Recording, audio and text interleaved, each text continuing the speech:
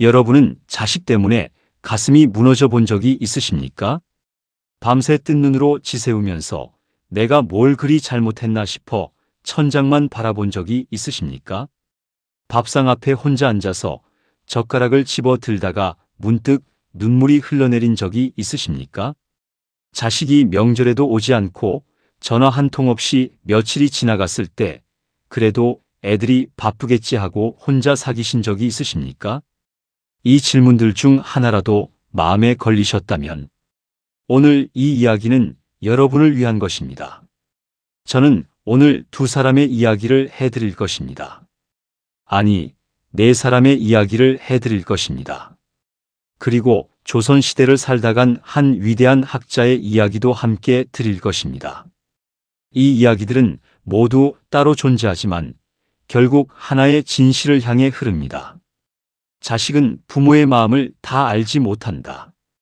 이 말이 원망이 아닙니다. 이 말이 탓이 아닙니다. 이것은 그저 인간이라는 존재가 태어나면서부터 가지고 있는 한계입니다. 그리고 그 한계 속에서도 부모는 오늘도 사랑합니다. 아무 조건 없이, 아무 대가 없이 말입니다. 시작하기 전에 구독, 좋아요 부탁드립니다. 이 이야기를 더 많은 분께 전해주는 힘이 됩니다. 이제 이야기를 시작하겠습니다. 첫 번째 지혜 이야기는 두 어머니의 선택입니다. 지금으로부터 40년 전 서울 외곽의 한 작은 동네에 두 여자가 살고 있었습니다. 나이도 비슷하고 사는 형편도 비슷했습니다. 둘 다 남편과 자식 셋을 둔 평범한 어머니들이었습니다. 한 사람의 이름은 이정순, 또 한 사람의 이름은 박명희였습니다. 두 사람은 같은 골목에 살면서 김치를 나눠 담그고 때로는 된장찌개 냄비를 들고 서로의 집을 오갔습니다. 겉으로 보기엔 참 닮은 삶이었습니다. 하지만 자식을 대하는 방식만큼은 달랐습니다. 아주 조금 하지만 세월이 흐르면서 그 조금이 엄청난 차이를 만들어냈습니다. 정순 씨는 자식을 위해서라면 무엇이든 할 수 있는 어머니였습니다. 자식이 학교에서 돌아오면 따뜻한 간식이 먹고 싶다고 했습니다. 정순 씨는 그날 저녁 반찬 거리를 아껴서 간식을 마련했습니다. 자식이 수학 과외를 받고 싶다고 했습니다. 정순 씨는 동네 반찬 가게에서 아침 일찍부터 일을 시작했습니다. 손이 부러터지도록 설거지를 하면서도 아이 이야기가 나오면 얼굴에 환한 미소가 번졌습니다. 그녀의 입버릇은 이랬습니다. 나는 괜찮아. 애들만 잘 되면 나는 아무것도 필요 없어. 자식이 대학에 들어갈 때 정순 씨는 남편 몰래 적금을 깼습니다. 자식이 결혼할 때 정순 씨는 퇴직금을 전부 보태줬습니다. 자식 내외가 집을 살 때 정순 씨는 친정어머니한테서 물려받은 금반지를 팔았습니다. 주변 사람들은 그런 정순 씨를 보며 말했습니다. 저 집 어머니는 참 대단해. 저렇게 자식한테 다 주다니. 정순 씨는 그 말이 칭찬인 줄만 알았습니다. 자식들도 처음엔 그랬습니다. 어머니가 뭔가를 해주면 고맙다고 했습니다. 명절엔 찾아왔고 어버이날엔 카네이션도 달아드렸습니다. 그런데 세월은 조금씩 변했습니다. 자식들이 자리를 잡고 아이를 낳고 자신들의 살림이 커지면서 정순 씨의 존재는 어느새 그들의 삶에서 뒤로 밀려났습니다. 처음엔 명절에 하루씩 왔는데 어느 순간부터는 잠깐 들렀다 갔습니다. 잠깐 들르던 것이 아예 오지 않는 해도 생겼습니다. 전화도 뜸해졌습니다. 정순 씨가 먼저 전화를 걸면 아이들은 바쁘다고 했습니다. 정순 씨는 그래, 알겠어. 밥은 먹었냐?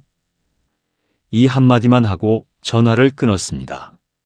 전화를 끊은 다음 정순 씨는 방에 혼자 앉아 오래 그 자리에 있었습니다. 그냥 앉아 있었습니다. 창밖을 보면서 그 눈빛이 어떤 눈빛이었는지 여러분은 아마 아실 것입니다. 이른이 된 정순 씨는 무릎 관절이 나빠져 계단을 오르내리기가 힘들어졌습니다. 혼자서는 병원에 가기가 어려운 날도 생겼습니다. 그런 날 정순 씨는 자식한테 전화하기를 망설였습니다. 바쁠 텐데, 폐에 끼치면 안 되는데. 평생 자식을 위해 살았던 그녀가 이제는 자식한테 전화 한 통 하는 것도 조심스러워진 것입니다. 그날 밤 정순 씨는 오래된 앨범을 꺼내 들었습니다. 아이들이 어렸을 때 사진들이 가득 담긴 앨범이었습니다. 첫째가 돌 때 사진, 둘째가 자전거를 처음 배우던 날 사진, 셋째가 유치원 입학식 때 새 가방을 메고 웃던 사진. 사진 속 아이들은 모두 환하게 웃고 있었습니다. 그리고 그 뒤에는 어김없이 정순 씨가 있었습니다. 아이를 바라보며 웃는 얼굴로. 정순 씨는 그 사진들을 한 장 한 장 쓰다듬었습니다. 손가락 끝이 사진 위에서 천천히 움직였습니다. 그러다 어느 사진 앞에서 멈췄습니다. 둘째 아이가 초등학교 들어가던 날이었습니다. 아이의 손을 꼭 잡고 학교 앞에 서 있는 정순 씨의 모습이었습니다. 그때 정순 씨는 몇 살이었을까요? 35? 36?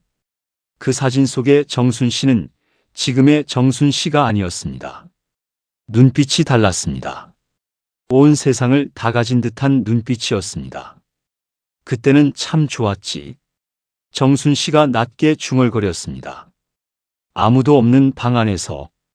같은 골목에 살던 박명희 씨는 조금 달랐습니다. 명희 씨도 자식을 사랑했습니다. 정순 씨 못지않게. 아니, 어쩌면 그보다 더 깊이. 그런데 명희 씨는 한 가지를 알고 있었습니다. 자식은 내 삶을 대신 살아줄 수 없다. 그리고 나는 자식의 삶을 대신 살아줄 수 없다. 명희 씨는 자식이 과외를 받고 싶다고 하면 이렇게 말했습니다. 우리 형편이 이러니까 지금은 어렵다. 대신 도서관에서 같이 공부하는 방법을 찾아보자. 자식이 처음엔 서운해했습니다. 친구들은 다 학원을 다닌다고 했습니다. 명희 씨는 그 서운함을 외면하지 않았습니다. 하지만 흔들리지도 않았습니다. 엄마도 알아. 근데 엄마도 엄마의 삶이 있어.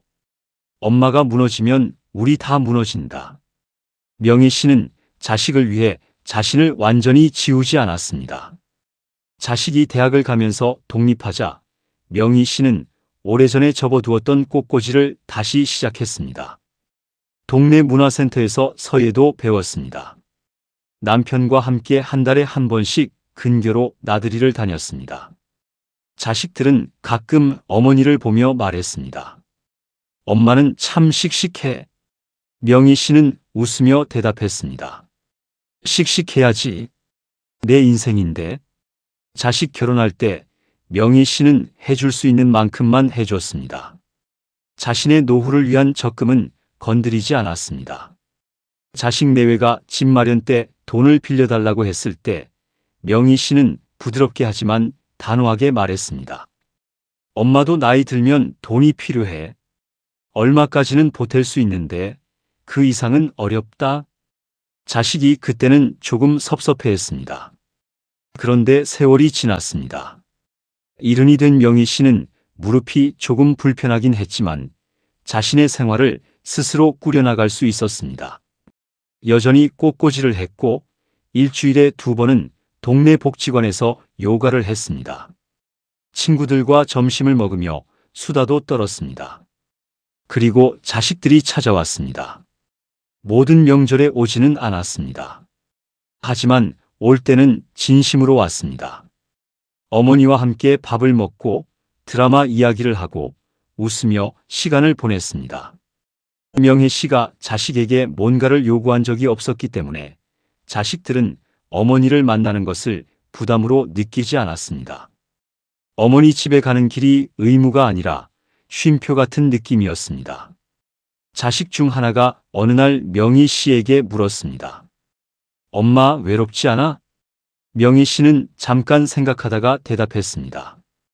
외롭긴 하지. 근데 그 외로움도 내 것이야. 내가 감당할 수 있어. 그보다는 지금 이렇게 너랑 같이 앉아 있는 게 더 좋다.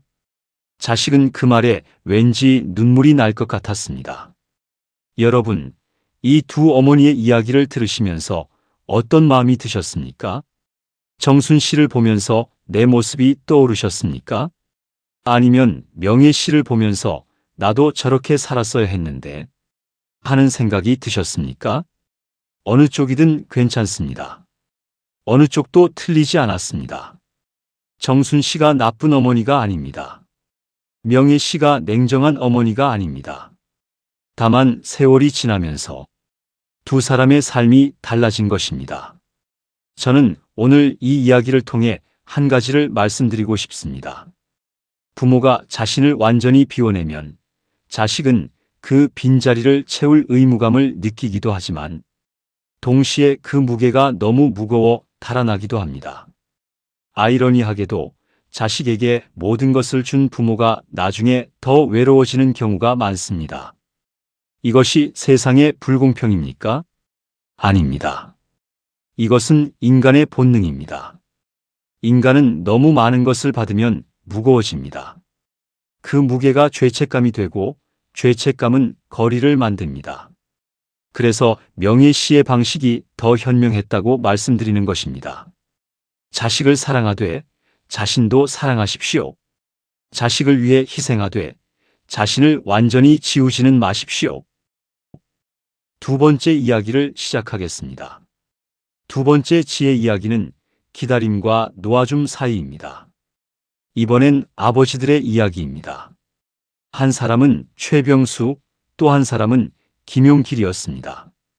두 사람은 같은 공장에서 20년을 함께 일한 동료였습니다. 함께 땀을 흘리고 함께 소주 한 잔을 나눴습니다. 퇴직도 비슷한 시기에 했습니다. 두 사람 모두 자식에게 최선을 다했습니다. 하지만 그 방향이 달랐습니다. 최병수 씨는 자식에게 많은 것을 바랐습니다. 아니, 바랐다는 표현이 정확하지 않을 수도 있습니다. 기대했다는 말이 더 맞을 것입니다. 자식이 공부를 잘해서 좋은 직장에 들어가기를 기대했고, 결혼해서 손주를 낳기를 기대했고, 나이 들면 가까이에 살면서 챙겨주기를 기대했습니다. 그 기대가 나쁜 것은 아니었습니다. 부모라면 누구나 품는 마음이니까요. 문제는 그 기대를 자식에게 너무 직접적으로 표현했다는 것입니다. 아들이 대학에서 문학을 전공하고 싶다고 했을 때 병수 씨는 단호하게 말했습니다. 문학이 밥 먹여주냐? 공대 가라. 아들은 결국 공대에 갔습니다. 그리고 졸업 후 대기업에 들어갔습니다. 병수 씨는 그것이 자랑스러웠습니다. 퇴직한 공장 동료들을 만날 때마다 아들 이야기를 했습니다. 우리 아들이 어디 다니는지 알아? 대기업이야, 대기업. 그런데 시간이 흐르면서 아들은 점점 말이 없어졌습니다. 명절에 와서도 밥만 먹고 금방 일어났습니다. 병수 씨가 인생 조언을 하면 아들은 예, 예 하며 듣는 척했지만 눈빛이 딴 데 가 있었습니다.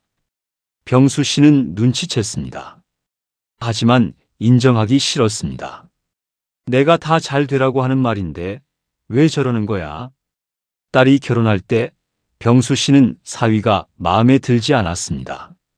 직업이 그리 안정적이지 않다는 것이 이유였습니다. 결혼식장에서도 웃는 얼굴이 아니었습니다. 딸은 그 표정을 기억했습니다. 그 이후로 딸의 전화가 줄었습니다. 병수 씨가 혼자 있는 날이 늘었습니다. 처음엔 서운했습니다. 그 다음엔 화가 났습니다.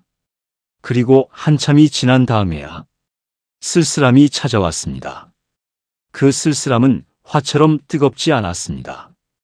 겨울날 창문 틈으로 스며드는 바람처럼 조용하고 차가웠습니다. 75이 된 병수 씨는 어느 저녁 혼자 TV 앞에 앉아 있었습니다. 뉴스가 나오고 있었지만 아무것도 들리지 않았습니다. 식탁 위에는 혼자 먹다 만 밥그릇이 있었습니다. 반찬은 두 가지. 국은 어제 끓인 것이었습니다. 전화기를 들었다가 내려놓았습니다. 아들한테 전화를 하고 싶었지만 무슨 말을 해야 할지 몰랐습니다. 아니, 전화해도 되는지 망설여졌습니다. 바쁠 텐데, 퇴근하고 피곤할 텐데, 그 망설임이 1시간이 되었습니다. 2시간이 되었습니다. 결국 전화를 걸지 못한 채 TV 앞에서 잠이 들었습니다. 다음 날 아침 병수 씨는 눈을 뜨면서 한참 천장을 바라봤습니다.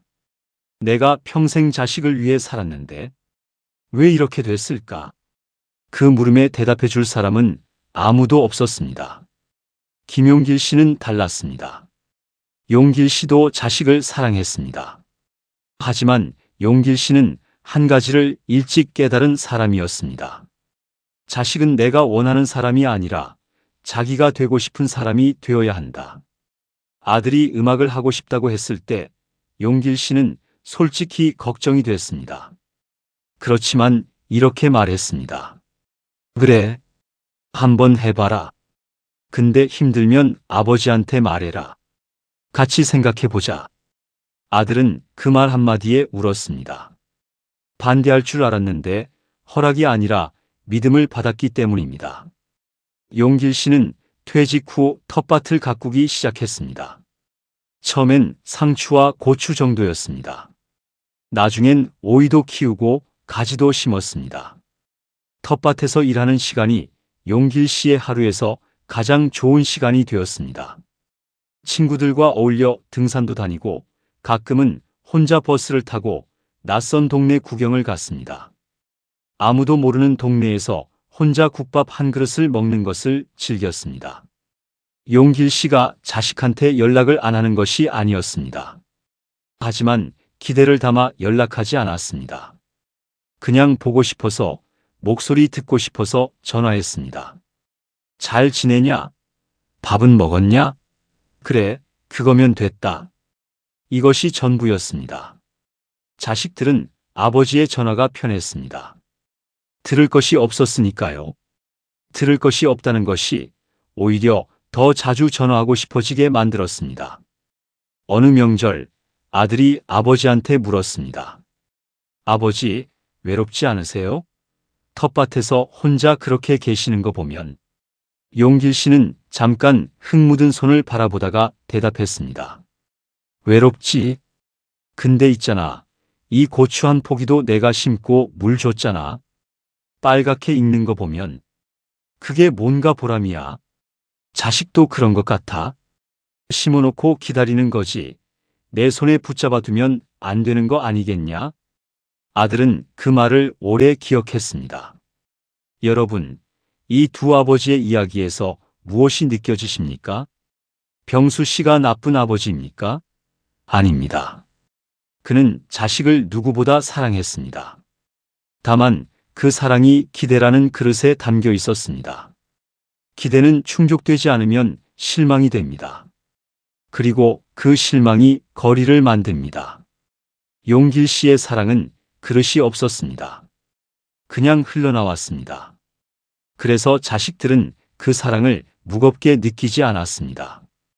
부모의 기대가 크면 클수록 자식은 그 기대 앞에서 작아집니다. 그리고 작아진 자식은 결국 멀어집니다. 이것이 잔인한 진실입니다. 하지만 이 진실을 외면하고 살면 더 잔인한 외로움이 옵니다. 사랑은 하되 기대는 내려놓으십시오. 이것이 두 번째 이야기가 전해드리는 메시지입니다. 이제 세 번째 이야기를 드릴 시간입니다. 세 번째 지혜 이야기는 정약용과 그의 아들에게 보낸 편지입니다.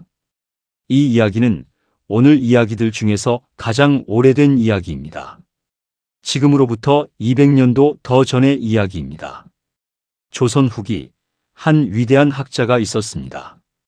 그의 이름은 정약용이었습니다. 여러분, 정약용 하면 무엇이 떠오르십니까? 수원 화성을 설계한 분, 목민심서를 쓴 분, 조선 최고의 실학자. 그런데 오늘 저는 학자 정약용이 아니라 아버지 정약용의 이야기를 드리고 싶습니다. 정약용은 천주교와 관련된 정치적 이유로 전라남도 강진에서 무려 18년이라는 긴 세월을 유배 생활을 해야 했습니다. 자식들이 어렸을 때 아버지는 집을 떠났고 자식들이 다 자란 다음에야 아버지는 돌아올 수 있었습니다. 그 긴 세월 동안 정약용은 무엇을 했을까요? 물론 책을 썼습니다. 공부를 했습니다. 제자들을 가르쳤습니다. 그것만이 전부가 아니었습니다. 정약용은 멀리 있는 아들들에게 편지를 썼습니다. 아주 많은 편지를. 그 편지들이 오늘날 하피첩이라는 이름으로 전해집니다. 붉은 치마 조각에 쓴 편지들입니다. 부인이 보내준 낡은 치마를 잘라 그 위에 붓으로 글씨를 써서 아들들에게 보냈습니다. 그 편지 속에 무엇이 담겨 있었을까요? 어느 편지에서 정약용은 이렇게 썼습니다. 너희들이 글을 보내왔는데 아비는 그것을 읽고 또 읽었다. 글씨를 보니 내가 눈에 선하다. 이 짧은 구절 하나에 얼마나 많은 그리움이 담겨 있습니까? 유배지에서 아들의 편지를 받아 읽고 또 읽는 아버지. 글씨를 보면서 아들 얼굴이 떠오르는 아버지. 그 아버지가 바로 조선 최고의 학자였습니다. 한자를 수만 자 알고 경전을 줄줄 외우는 사람이었습니다. 그런 사람이 아들의 편지 한 장을 읽고 또 읽었습니다. 또 어느 편지에서는 이런 내용이 있습니다. 아비가 너희에게 전해줄 것은 아무것도 없다. 재산도 없고 벼슬도 없다. 그러나 독서하는 방법, 글 쓰는 법만은 가르쳐 줄 수 있다. 이것을 귀하게 여기고 게을리하지 마라. 아버지는 아들에게 재산을 물려줄 수 없었습니다. 관직을 물려줄 수 없었습니다. 유배된 죄인의 자식으로 살아가야 하는 아들들에게 아버지가 줄 수 있는 것은 오직 지식과 정신이었습니다. 그 편지를 쓰는 정약용의 마음이 어떠했을까요? 한 줄 한 줄 붓을 들 때마다 얼마나 가슴이 저렸을까요? 자식한테 아무것도 해줄 수 없는 아버지의 마음. 재산도 든든한 뒷배경도 심지어 함께 있어줄 수조차 없는 아버지의 마음. 그 마음이 어떤 것인지 부모라면 어느 정도는 알 것입니다. 정약용의 유배 기간 동안 큰아들 정학연은 아버지를 그리워하며 열심히 공부했습니다. 아버지의 기대에 부응하고 싶었습니다. 그런데 어느 날 학연이 아버지에게 편지를 보내어 자신의 힘겨움을 토로했습니다. 유배된 아버지 때문에 주변에서 손가락질을 받고 과거 시험에서도 불이익을 당한다는 내용이었습니다. 그 편지를 받은 정약용은 어떻게 답했을까요? 분노했을까요? 자식이 자신을 원망한다고 서운해했을까요? 정약용은 이렇게 답했습니다. 내가 힘들다는 것을 안다. 아비 때문에 고생하는 것도 안다. 그러나 세상이 너를 함부로 대할수록 너 자신이 더 단단해져야 한다. 남들이 너를 낮게 보면 볼수록 너는 더 높은 사람이 되어야 한다. 참 대단한 아버지입니다. 자식이 원망의 편지를 보냈는데 아버지는 그 원망을 받아 안으면서도 흔들리지 않았습니다. 오히려 자식을 더 굳건하게 세우려 했습니다. 그리고 그 편지 끝에 정약용은 이렇게 썼습니다. 아비가 너를 만나고 싶은 마음은 하루도 사라진 적이 없다. 단 한 줄. 하지만 그 한 줄이 아마도 그 편지에서 가장 무거운 줄이었을 것입니다. 여러분, 정약용의 이 이야기에서 우리가 배울 수 있는 것은 무엇일까요? 사람은 가까운 은혜를 잊기 쉽다는 것입니다. 정약용의 아들들은 아버지가 멀리 유배지에 있으면서도 얼마나 자신들을 생각했는지 당장은 다 알지 못했을 것입니다. 아버지의 그리움이 얼마나 깊었는지, 아버지가 치마 조각 위에 편지를 쓰면서 얼마나 손이 떨렸는지, 매일 곁에 있어줬다면 아이들은 당연하게 여겼을 것입니다. 멀리 있었기에 오히려 편지 한 장이 더 귀하게 느껴졌을 것입니다. 이것이 아이러니입니다. 부모의 사랑은 너무 가까이 있을 때, 너무 당연해 보일 때 그 가치를 모릅니다. 밥을 해주는 어머니는 당연하고 새벽에 출근하는 아버지는 당연하고 아무것도 바라지 않고 기다려주는 부모는 당연합니다. 그런데 그 당연함이 사라지는 순간이 옵니다. 부모가 세상을 떠나는 순간, 그때서야 자식은 압니다. 아, 그것이 당연한 것이 아니었구나. 아, 그것이 사랑이었구나. 정약용의 아들들도 아버지가 살아계실 때 다 알지 못했을 것입니다. 아버지가 돌아가시고 나서야 그 치마 조각 편지들을 다시 꺼내 읽으며 알았을 것입니다. 아버지가 이렇게 우리를 그리워하셨구나. 여러분, 지금 이 순간 여러분의 자식들은 이것을 알고 있을까요? 부모인 여러분이 얼마나 그들을 생각하는지, 새벽에 잠이 깨어 자식 걱정으로 뒤척이는 것을, 어딘가에서 자식 또래의 사람을 보면 문득 내 자식 얼굴이 떠오르는 것을, 자식이 잘 살고 있는지, 밥은 제때 먹는지, 몸은 성한지, 이 걱정이 하루도 멈춘 적이 없다는 것을 자식들은 모릅니다. 정약용의 아들들처럼 나중에야 알지도 모릅니다. 그래서 원망하지 마십시오. 서운해하지 마십시오. 자식이 모르는 것은 자식의 잘못이 아닙니다. 그것은 그저 인간의 한계입니다. 자, 이제 이야기를 정리할 시간입니다. 오늘 우리는 네 사람의 이야기를 들었습니다. 정순 씨와 명혜 씨, 병수 씨와 용길 씨, 그리고 200년 전 강진 유배지에서 치마 조각에 편지를 쓰던 한 아버지의 이야기. 이 모든 이야기들이 결국 하나의 자리에서 만납니다. 첫 번째 깨달음입니다. 자식은 부모의 마음을 다 알지 못합니다. 이것은 슬픈 말이지만 동시에 위로의 말이기도 합니다. 자식이 부모 마음을 몰라준다고 해서 부모가 잘못 산 것이 아닙니다.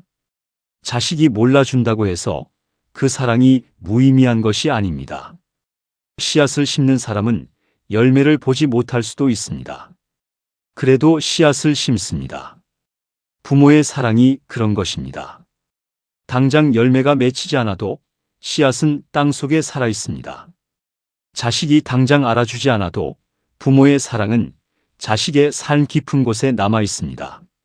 언젠가 자식이 자신도 부모가 되는 날, 혹은 부모를 먼저 떠나보내는 날, 그때 알게 됩니다. 아, 이런 마음이었구나. 그때까지 우리는 기다리면 됩니다. 두 번째 깨달음입니다. 부모의 사랑은 계산 없는 사랑입니다. 세상에 계산 없는 관계가 있습니까?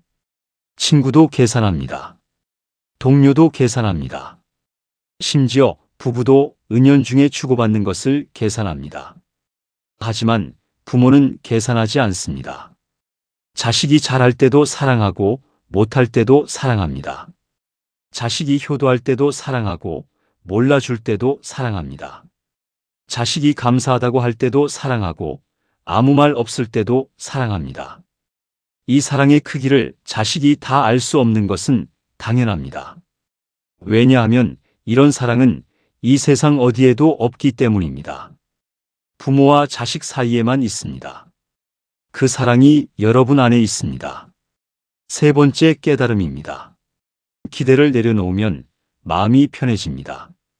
이것이 오늘 가장 드리고 싶은 말씀입니다. 기대는 사랑이 아닙니다. 기대는 사랑처럼 느껴지지만 사실은 소유입니다. 자식이 내가 원하는 사람이 되기를 바라는 마음, 자식이 나를 챙겨주기를 바라는 마음, 자식이 연락을 자주 하기를 바라는 마음. 이 마음들이 나쁜 것이 아닙니다. 자연스러운 마음입니다. 하지만 이 마음이 강해질수록 우리는 더 자주 실망합니다. 그리고 그 실망이 쌓이면 서운함이 되고 서운함이 쌓이면 원망이 됩니다. 원망은 우리 자신을 가장 먼저 갉아먹습니다. 그러니 이렇게 해보시면 어떨까요? 자식에게 바라는 마음이 올라올 때 그 마음을 조용히 바라보십시오. 그리고 이렇게 말하십시오. 나는 이것을 바라고 있구나. 하지만 자식은 자식의 삶을 살고 있다. 나는 내 삶을 살자. 이것이 기대를 내려놓는 것입니다. 포기가 아닙니다. 포기는 아예 마음을 닫는 것입니다. 기대를 내려놓는 것은 마음의 문을 열어두되 결과를 강요하지 않는 것입니다. 바람이 불어오면 좋고 불어오지 않아도 괜찮은 것입니다. 오늘 이 이야기를 끝까지 들어주신 여러분께 진심으로 감사합니다. 여러분이 여기까지 들어주신 것은 그만큼 마음의 이야기가 있기 때문일 것입니다. 자식 때문에 가슴이 아팠던 기억이 있으시기 때문일 것입니다. 아니면 지금 이 순간도 그 아픔 속에 계시기 때문일 것입니다. 그 아픔이 곧 사랑의 증거입니다. 아무것도 바라지 않는 사람은 아프지 않습니다. 아픈 만큼 사랑한 것입니다. 마지막으로 조용히 여쭤보고 싶습니다.